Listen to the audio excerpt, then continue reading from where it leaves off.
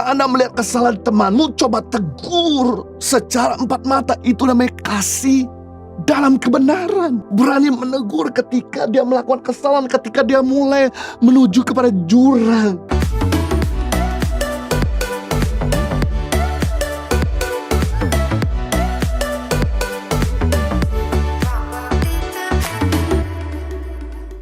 Berikutnya, kasih dalam kebenaran. Yang kedua adalah kasih yang mendidik, kasih yang mendisiplin. Kalau kasih tanpa didikan, itu namanya bukan kasih, itu namanya memanjakan.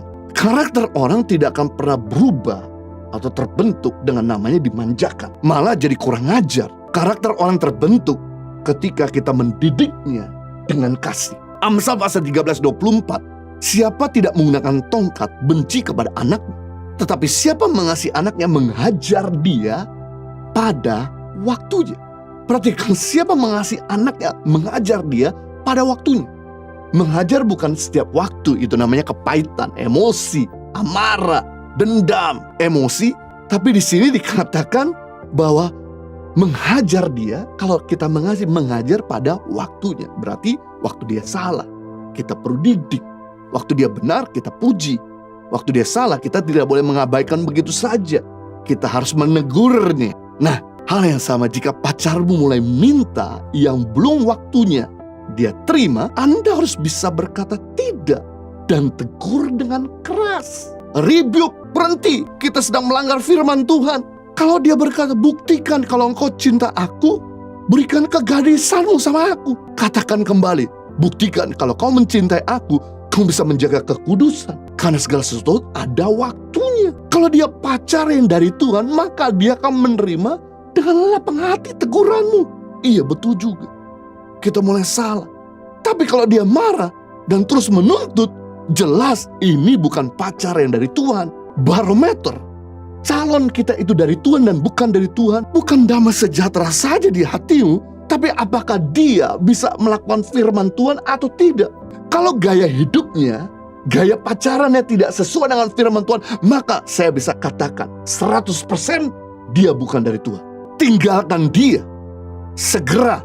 Kalau tidak, Anda akan jadi bulan-bulanan iblis. Tuhan bisa gantikan yang jauh lebih tulus dan mulia dari dia. Kalau Anda menyerahkan kegadisanmu sama pria berhidung belang ini, maka suatu kali begitu dia didapatkan kamu, dia bisa lakukan sama wanita-wanita lain. Tapi kalau dia mendapatkan kamu susah, sampai di pemberkatan nikah baru resmi, dia bisa melakukan hubungan suami istri. Wow, dia akan menghargai kamu. Dia akan menjaga kamu dengan betul-betul, dia akan loyal sama kamu.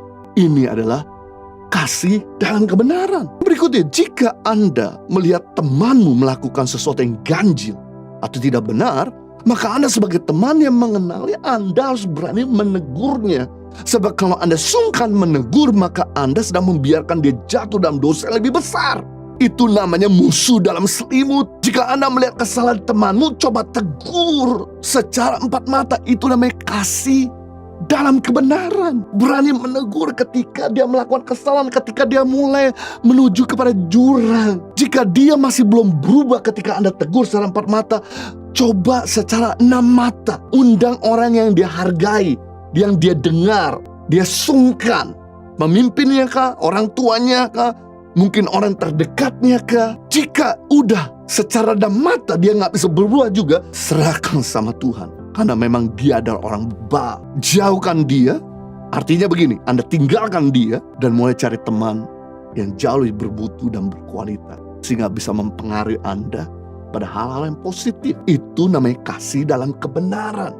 Impact Community Indonesia telah mengadakan 3 kali ibadah setiap hari Minggu. Pukul 9 waktu Indonesia Barat, pukul 11 waktu Indonesia Barat, dan pukul 13 waktu Indonesia Barat.